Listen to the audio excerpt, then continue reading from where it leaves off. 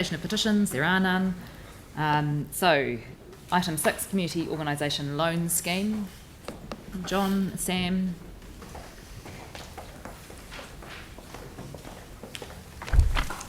I'd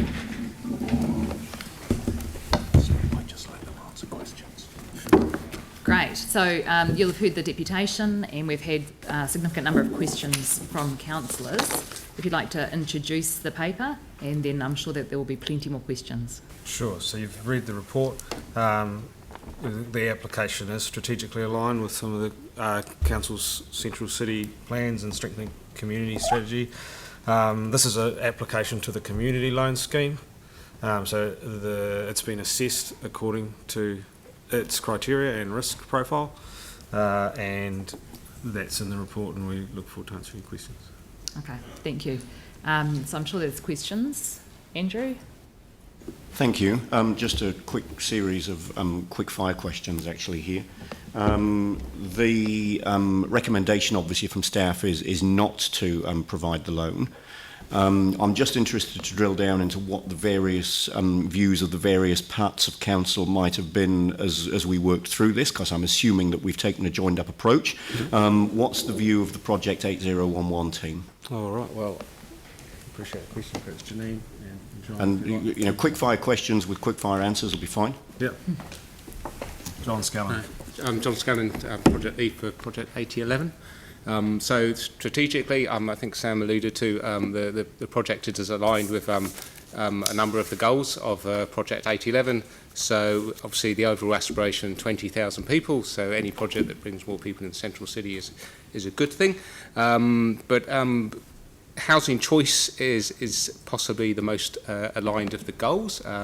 This is a project which potentially could bring a range of affordable housing options, different housing typologies to suit different housing needs, and it helps, I think, to meet some of our objectives around livable neighbourhoods. It's a project that's at a scale that really helps to build a neighbourhood in that area of the city, bringing a diverse range of people in, different housing tenures, long-term tenures, owner-occupiers, renters, across a broad spectrum of housing. So it is well aligned with the overall aims of Project 8011. Thank you.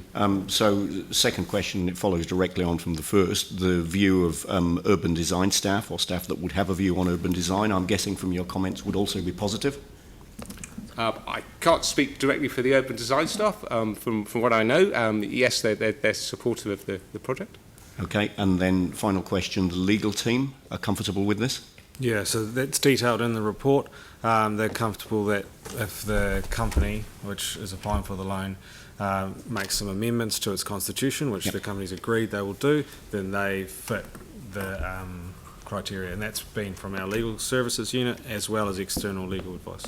Great. The changes to the constitution are to reflect a clear non-for-profit purpose and to ensure that the company is not for the pecuniary profit of its directors. Thank you. Thank you. Tim?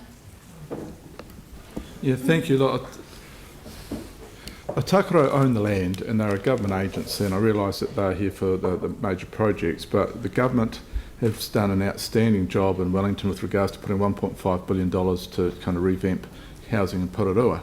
So I'm just wondering, are they in line with the vision that we have for the central city to getting 20,000 people in? Because if they're the owners of the land, the council seems to continually be, irrelevant of the outstanding merit of the project, always the first cab off the block, and that's funded by ratepayers. So I'm just wondering, is everybody in line?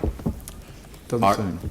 I can't answer that wider question. What I can say is the moment we got the application, we engaged with all stakeholders, including Aotearoa, and asked, well, what are you doing? The response was, we've granted $50,000 for a pre-feasibility study. The second question was, can you do anything else? And they said, look, in this respect, we've done what we can do, and we can't offer anything else to your processing of the application. There's no comment with regards to transfer of land and all that until later on, or no. It's market rent which they pay. Thank you. Thank you. Sam? Yeah, thanks, John. Could you just clarify for me in terms of the interest rate they're paying? So it's 4.5%. Yep. Do they pay that at the end of the 5 years or annually? I can Or answer that. Sam? Yeah. If I get it right, perhaps Len would be better. Subject to the form of the loan that we give, whether it's a table loan or versus interest only, the charge will be on an annual basis. So from day one, interest will accrue Right. at the 4.5%. So they may pay it at the end of the 5 years, though. Is that what we're... If that's the way the loan gets structured in the end, because once you approve the loan, we'll then go into negotiations of what that form of that loan will take. Right. But do we need to give you a steer on that today to benefit the project? I mean, I guess we just don't want to put additional roadblocks in the way if we can avoid it. If you were of a, thanks, Len, I'll tell you. If you were of a mind to approve a loan to assist the project, we would naturally work to your wishes and put in a loan that would in fact assist and not put roadblocks in the way. Right. Thanks. Anne? Given the fact that understanding is that building costs and things are going up and that we are actually having trouble selling the buildings that are already built in the city, and these are going to be bespoke designs, how do you feel in terms of the affordability? Is 450 to 600 realistic, and what are your thoughts about that? Our property unit have provided advice into this report. Unfortunately, the officer is away sick today. His comments from that unit are that he has concerns about the demand for property at that rate. I can't add a lot more detail than that. Yeah. I can add that the intended sale price of the units is at the more affordable end of the market, which this is after discussions with the applicant, and as such are open to a much wider range of buyers than properties and apartments at the upper range. So the aim of this project is certainly at the range which has the largest range of the population who may want to move into the city. Can I just clarify on top of that? The types of apartments that are being offered will be designed for the specific purchases on this one. Are there any other developments like that? So currently, I think for the most part, a developer builds what they think someone wants, and then people might or might not want it. But is there anything else where people are designing it for the purchases? You might know. Not that I'm aware of in the central city. Yeah. And do you think that de-risks the issue of demand? I can probably help on that one. I believe the intent of this project is essentially to assess the demand before a big development commitment is made, and certainly the iterative approach that James has just explained, where they continually monitor the demand and proceed to the next step when they're satisfied, is a de-risking process in its own right. Thank you. Pauline? Thank you. Look, I've got a question around option 2, and Andrew Turner alluded to the first bullet point in 5.3.1. My question is, why is that sentence in there? It's a condition of the 450 should we choose to grant that loan today, and that's subject to raising sufficient funding to allow the project to progress to a point where it can confirm the prerequisite pre-sales, whereas in actual fact this money, we've been told, is actually, it's nowhere near that point. It's to get the thing off the ground in the first place. So my question is, why have we put that in there? And would it be workable just to remove that completely from option 2? Because we do have we are de-risked in our staged approach, you've just told us. So would it be workable to remove that first bullet point? Yeah, absolutely. The clause is in there because discussions with the applicant assessing the application were always predetermined by the fact that 900,000 was needed, 450,000 from the council, 450 from RATA. It's obvious that the applicant has done a lot of work on this and is able to proceed in probably a more modest manner, de-risking the project as it goes, solely on council's contribution. So based on that information, yes, we can. If the loan is approved in instalments, then again there's an inherent de-risking. So the two of those factors together would indicate that we would not have a problem with removing the requirement. Okay, thank you. Thank you, James. Can my colleague just add something? I agree with John, and I would add that staff haven't seen the detail of what a staged approach would be. So it's probably, I think staff would like the chance to have a look at that, and if that's sufficient, then we can carry on. Does that make sense? So if more further funding is needed, Yeah. Can I just there's the option to check that expect that could happen through that staged approach once Absolutely. you're seeing the demand Yep. and things? Yep. Okay. Right, James. Kia ora. You mentioned that the urban planner had concerns about the range of the selling price. Did they think it was too low or too high? I think their concern was to do with the price per square metre of current or historic sales within the central city and what's being proposed in the application. I think the applicant would counter that their build includes some shared spaces, which these other developments don't. But the property units analysis stands that their view was that price per square metre wasn't, it was more expensive than some other offerings in the city. Okay, thanks. Thanks. Any further questions, Anne? Following on from James's question there, in terms of those who are on a low income, would they, I mean, we want a mixed housing, obviously, in the central city. 450, would people who perhaps didn't have the resource to pay that, would they be eligible for the shared equity scheme that we're running for the council? And I can't answer that question directly. What I can say is the applicant have considered a range of price points for the units. The applicant has also confirmed that they do intend for 6 to 8 of those units to maybe have a social housing value. Any more information on that is probably a question directly for the applicant and may indeed be resolved through this iterative design process. Right, any further questions? Aaron. Yeah, so just a couple of questions around affordability.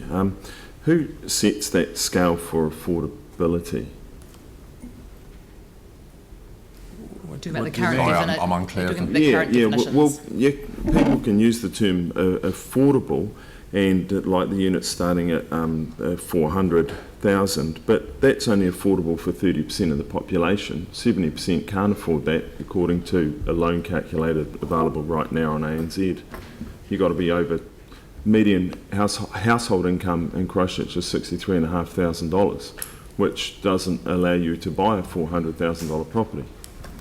And if you're on $50,000 as a household income, saving a 10% deposit Aaron, is a can I just grim check thing. and see how that relates to the paper that's in front of us?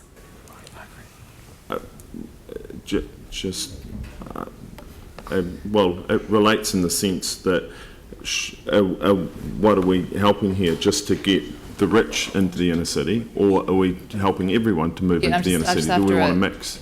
A specific question. So we've heard that it has some social housing and that the shared equity scheme that council helps run. So will be who's able committing help to the people get in. social housing? Who's is that the trust, or is the government committing to that? It's in the report, Aaron. Right. Yeah. The government ain't committing to any? They don't want to buy some? Not at this stage.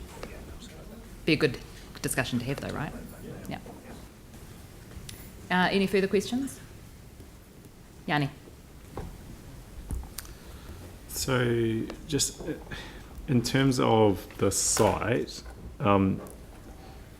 the remediation of the land is one of the key risks. What certainty do we have around the cost of remediating the land? Have we had any, as council, as one of the partners in the original Breathe competition, have we had any sort of independent analysis or our own analysis of what the remediation is required on this land? Because the figures that we've got seem very low compared to other sites that council has inherited from the government. The library site, for example, but it was a different building. So the funding set aside by the project, to the best of our knowledge, is that it is a cap and cover of contaminated areas rather than penetration and removal, to the best of our knowledge. So for roads with coal tar, we're having to remove it and I think send it down to Dunedin. If they cap and cover, they will not need to remove. Right. Are we clear that ECAN would approve that? We would not, until the resource consent gets, or the building consents get approved, that's when that will be reviewed. Right. Could I possibly say that these are, as we've alluded to in the report and the reply to questions, these are some of the risks that have justified the officer's decision to recommend that the council reject this. It's one of a suite of risks. So it remains an operative risk, and my guess with most projects, you're not going to find the full cost until you really have a look. I'd also like to say that the intent of the loan is to secure a demand and a design process rather than to go in and actually build and mitigate any contaminants that might be on the site. Sure. Can I just clarify? Just before you do, I think Sam's got some information to help answer. Thanks, Councillor Timmerton. So I've clarified with the applicant. The Otakaro has reduced the price of the land to allow a budget for decontamination. The budget that's been presented to us is for $665,000 for that, which is what the applicant believes will be enough to fully decontaminate. The risk, if that price goes up, will fall onto the price of the housing in the end rather than this stage of the project, if that makes sense. So the advice that we've been given, which is the estimated cost, but then it goes on to say, council staff are uncertain whether the site remediation budget for coal tar capping or removal will be sufficient. These costs have affected earlier proposals for the Breed site. Given that the Breed site was something that we were intimately involved in, and given that we have, I presume, have done due diligence on land holdings of Otakaro through things like the Global Cost Share Refresh, we must have some information, surely, as to what the costs would be around remediation of the land. That's not level of detail we've found. We may, you're right, but it's not been part of the... Yeah. So, Yanni, this is the early stage stuff, but there are other things that council has experience in with this site, and Otakaro does as well. So what it may pay for us to do, if council were of a mind to go ahead with the loan, is to add a resolution in there which asks our staff to continue to work with the Ōtautahi Urban Guild on some of these issues to help facilitate. Would that be useful? Yeah, or we might meet with Otakaro and right. actually go, this was a flagship project that we wanted to do, and maybe we get them to reduce we discount the land price based on the full cost of remediation. That's but right. the old councillors who've been here before will know, when we've previously dealt with contaminated sites in the central city for our own projects, we've had to incur that cost. I think and it's been quite considerable. Having those conversations with Otakaro, I think, would be really useful. Right, are there any further questions for staff? No? Jamie? Would you... I think there's some recommendations that we've got there, so I'm happy to move those. So we do have a set of recommendations that have been drawn up based on option 2, in case people were of a mind to do that. So just to make that clear, if someone doesn't want to quickly read that, that's to support the loan. So option 2 is to give the loan, and it has some conditions in it. We have a read through it. I think further from my question, that remove we remove A. Yeah. Thank you. Just based on what we've heard. And potentially D. Well, or didn't leave different move. No? Okay. People are happy. Yeah. Brand, not Yeah. marketing, it's about brand. Okay. Look, I think the point is just Up to when we're you. developing this, the point is to give them as much flexibility as possible. Yeah. I suspect that as soon as you start tying them down, Yeah. we're just going to be increasing our own risk profile. Simple as that. Yeah, and their costs, exactly. Correct. So what would you like to do on? My preference would probably be, depending on where everyone else is at, remove most of D, apart from it is not used for brand development or marketing. I think that's sort of a given, but it gives them a bit more flexibility. Okay. I'd possibly even hack into C a little bit, but I don't know if that would find full failure. I think we might leave C. Yep, C was part of the application. So D, if you could remove that first sentence. Yep. Yeah, just tweak that. I might need a seconder though. Mike. Yeah. Okay, so we have Jamie and Mike.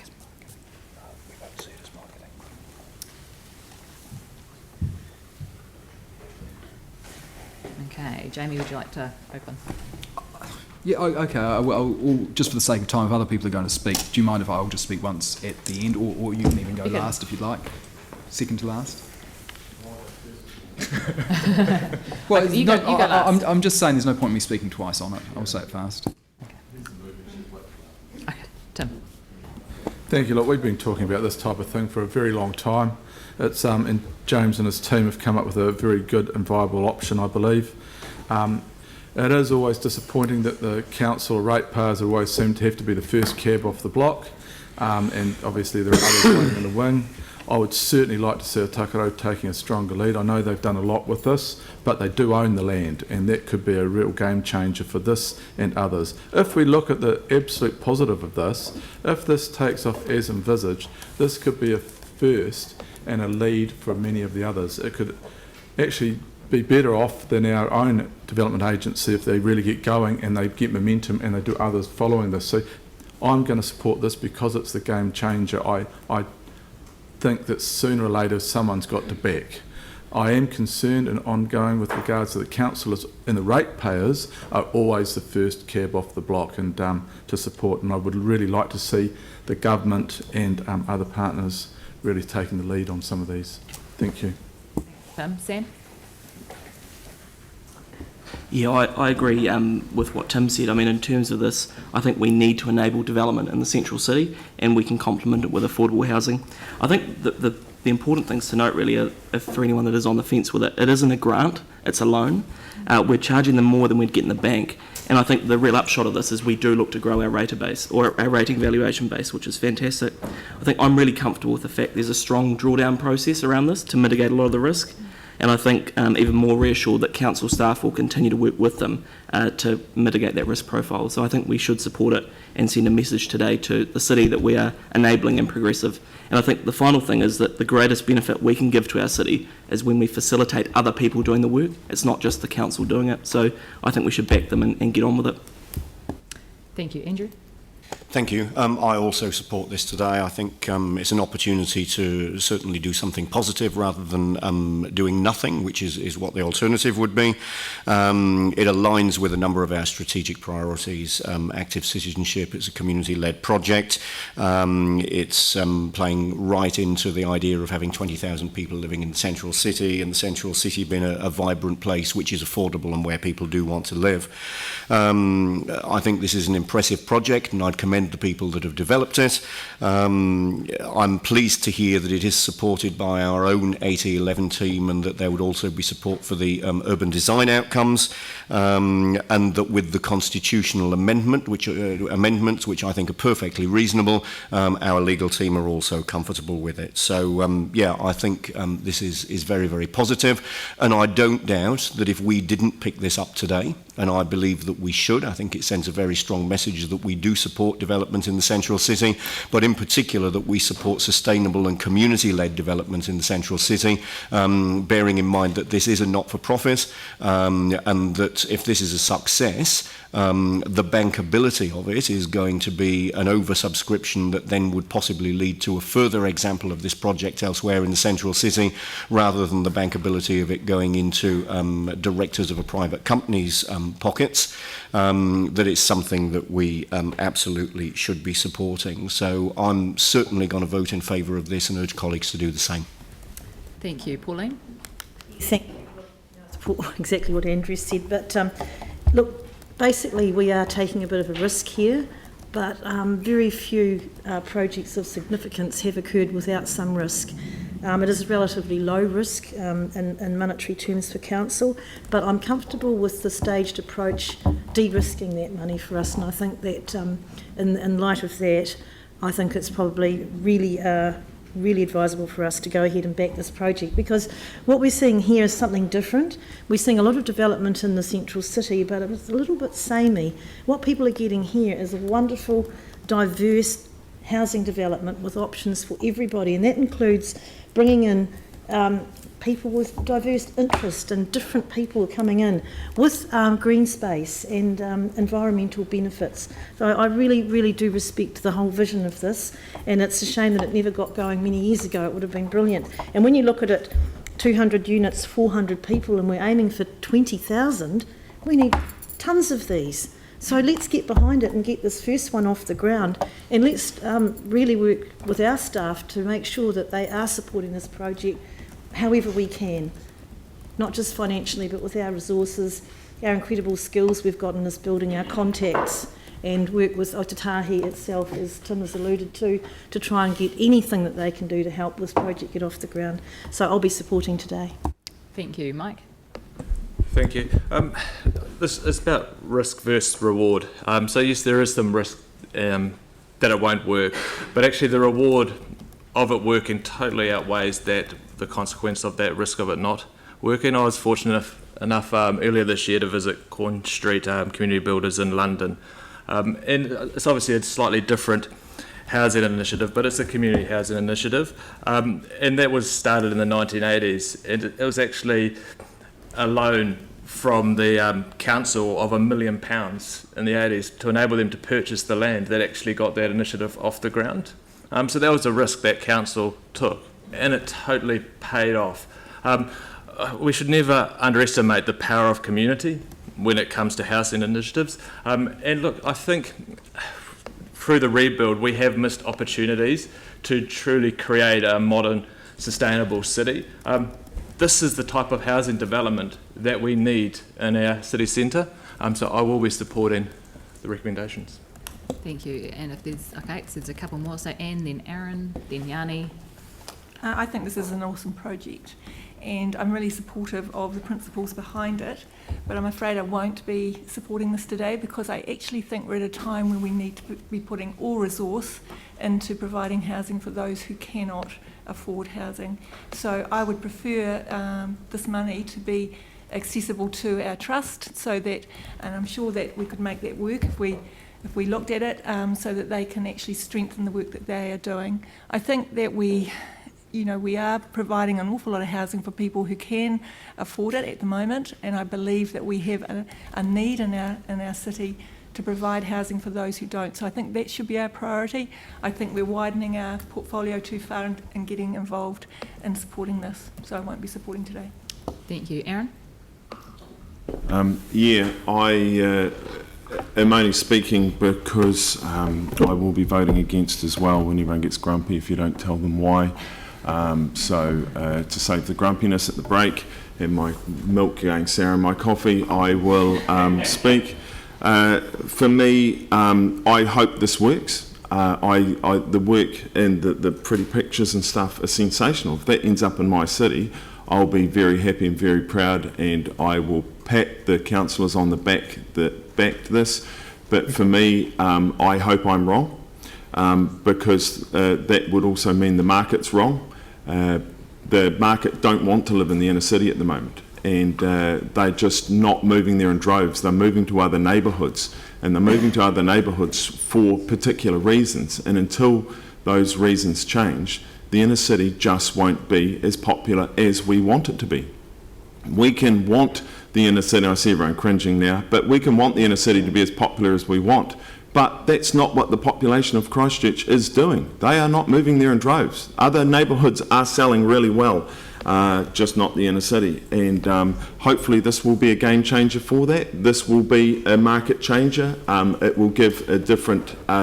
it's an incredible inner city, and people should want to live there, but for some weird reason, they just don't. And the other things around affordability, this is $400,000 in the Christchurch economy is not affordable. It is to 30% of the population and above. 700,000, you're now into the top 15% of the population. If we're subsidising housing, and there's already the rebate scheme for this area of $4 million for the site, and outside of the 4 avenues, that does not exist, and the people are buying there, but we subsidise by $4 million, then we add this on as well. We are subsidising for the rich, and is that the council we're meant to be? I'm not sure. Ask yourselves. Thank you. Yanni? In a similar line of thought to what my previous two colleagues have raised, I will address that.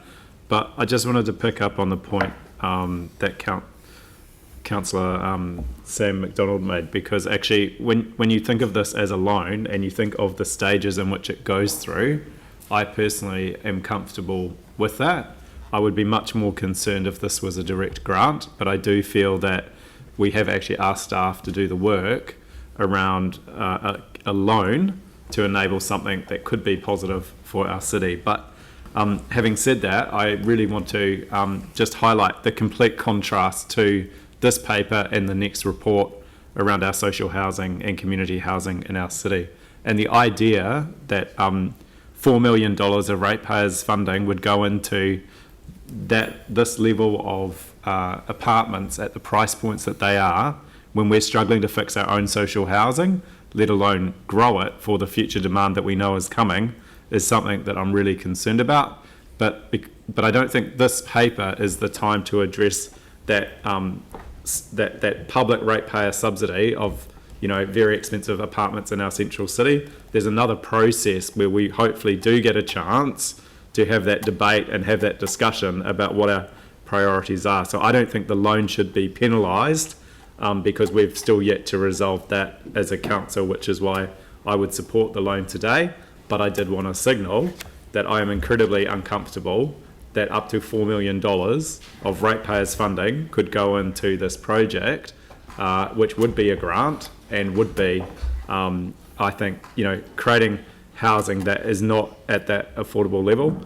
I like the idea that this is about building a community in a city rather than just building housing. And I think one of the reasons the demand is not there in the central city is because there has been a number of apartments which have simply been plonked in there without the idea and the thought around what it is to create a unique community. And my experience as a councillor who represented the central city for a number of years is one of the attractions in those areas, they had distinct, unique characteristics and had good amenity, which is why people like living there. And post-earthquake, that has been quite considerably changed, but I think here's an opportunity to do something positive on a site by a loan, which we should be open to. So I just wanted to make those few comments. I think a separate resolution at some stage would be for council to get a closeout report on the Breathe project. This was actually a joint project that we led with the government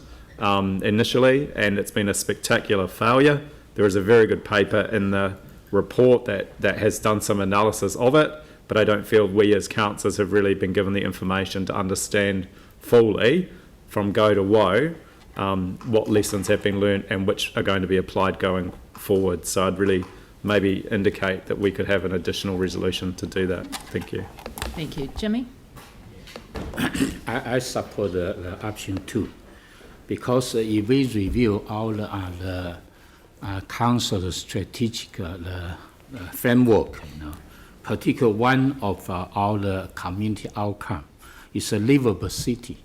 Particularly, we highlight its vibrant and thriving central city, and also sufficient supply of the housing. That's all the community outcome. But if we review current situation, our expectation to the 2031, I'm not sure I'm wrong, there will increase number of the residents, to live in the central city up to the 20,000. But at the moment, maybe we are less, even probably less than the 8,000 people. But how to, to make that happen? So council alone, we set up the policy, we set up the action plan, we set up a strategy there, but we need someone working together with the council as a partnership. So this application, to me, is very good. It's initiative, and also those group of people is expert. It's not people. It's not for the profit, etc. And also the other one is particularly in the 1 point, the B, we particularly highlight there's a risk. Particularly if we review the 5.3.3. Those two kind of the risk, One is whether autarky, the urban the guild is the limit, could repay the loan. The other one is secure, whether this have any risk. But through the 4.29, particularly in the highlight here, you will request them, requisite to amendment those the kind of constitution. Then we can mitigate those effect. Particularly, I agree with Sam. He mentioned earlier, this council grant is not a grant funding to them freely. This is a loan. We give them the chance to taste this one, particularly in early stage for the design stage. We need to encourage this one. It's my view. Thank you. Thanks, Jimmy. Jake? So I'll be supporting this today, although I do share the concerns that Aaron, Councillor Johansson and Anne have raised. I do think as a council we do need to take a look at ourselves and decide what our priorities are and whether that's calibrated correctly. One of the things that heartens me about this project is that if you're going to do corporate welfare, at least in this instance, it's going to the right place. 100% of that DC rebate, which again is something I do think we should look at, is going to help people buy homes in the CBD and not for developers to clip the ticket. So that consoles me mostly. Thank you. And I'm just going to make one point before I hand over to... sorry, James. Missed you over there. Look, I was a Central City resident from 1992 to 97 and loved it, and I acknowledge the comments of Councillor Johansson about the amenity then is different to what it is now, although it's going to be better in the near future for people who are going to live in the central city. But today, this morning, I find myself in a win-win situation because I'm okay about the fact that the granting of this loan would progress this project, but I share the concerns of both Councillor Galloway and Kewen, in particular, about the social issues and the fact that we're spending $450,000 on this project when we have people that could do with that money in some form or another. But as I say, it's a win-win. I'm comfortable that the project's going to get some life breathed into it, but I will be opposing it on the basis that I think the money could be better spent. Kia ora. Kia ora. So I'm trying not to repeat anything that anyone else has said. So I'll just talk about the fact that actually once this project goes ahead, there is no cost to council. In fact, we're probably charging more in interest than a bank would, and we will make money on the deal, and that will then be able to be spent on other things and other priorities that we have as a council. But the reason that we have a community loan scheme is because communities find it really hard to get loans because it's a lack of security or there's a small risk, and that happens with every community project. And the reason that council set up the community loan scheme was to enable these really good community outcomes. And if you look at some of the other projects that we've loaned to, Mount Pleasant Community Centre, has been an enormous community activator in that space. It was a $500,000 loan. It's nearly half paid back now. And yet at the time the recommendation was not to fund it. But the enormous benefits that that community and the wider area has got from that loan are evident already. So I think just keep in mind the purpose of the community loan scheme as we move forward. And I'll let Jamie close out. Thank you. I've been largely impressed by the quality of the debate. I think it's covered, a wide range of the topics here and all the factors that make this up, and it's been, helpful. I just wanted to spell a couple of things. That all the statistics that you'll read and the research shows that there is demand for central city living. People do want to live in the central city. It's the offering is a bit out of kilter. The perception is that people get too little for too much money. And that comes down to the cost of development. And a lot of those factors are outside of council control. Banking arrangements, it's quite ironic because there's never been a better time to borrow money, but it's never been harder to get it from the banks. And then factor cost of land, cost of development, and the likes. The DC rebate scheme, as you've heard from the industry itself, it's not a handout to developers. It's a development cost, which means that every cent of it is passed on to the purchaser. So it just makes it more accessible for people. And still, it is difficult, even with that. So I hope that paints a picture of the climate that we're in. What we're currently doing just simply isn't enough. If we want to have 20,000 people living in the central city, then a number of things will need to change. If we continue to do what we are doing, we will fail miserably. And a vibrant heart is going to need a diverse range of housing options. So a city full of social housing will not work. Simple as that. A city also on the flip side of just high-end $2 to $3 million apartments will not work. It is the choice and the diversity that's critical if we want the city to succeed. So I think we all agree that this proposal, if successful, will be a really good outcome for the city. We all agree that there is some risk associated with it, but I think we'll also all agree that you don't get a good outcome with an element of risk. So the only question really for me, and I think this council, is what's our risk appetite? The business model that they're using is a sequential drawdown, so I think that's positive, and I think what's really clear is these guys aren't stupid. If they fail, they will fail fast. And I hope that's not the case, but our community loan scheme and the council and the ratepayer isn't actually on the hook for $450,000. By all intents and purposes, it will be on the hook for $27,000. So if it doesn't fly, that will be really disappointing. We'll be tremendously disappointed, as will they, and I think the city on the whole will actually lose as a result of that, but the lion's share of the funds will be returned. So let's be honest, we have given more grants with far higher risk than this loan. And that's a really key point, first made by Sam. Let's not forget, this is a loan. It's a community loan. And in my view, it aligns entirely with why it was set up. So let's put the strategic and social benefits aside for one moment. If the council's own rate take is going to go up over the period of the loan time, greater than what the loan itself was, I think that's a pretty good risk versus reward proposition that you've got.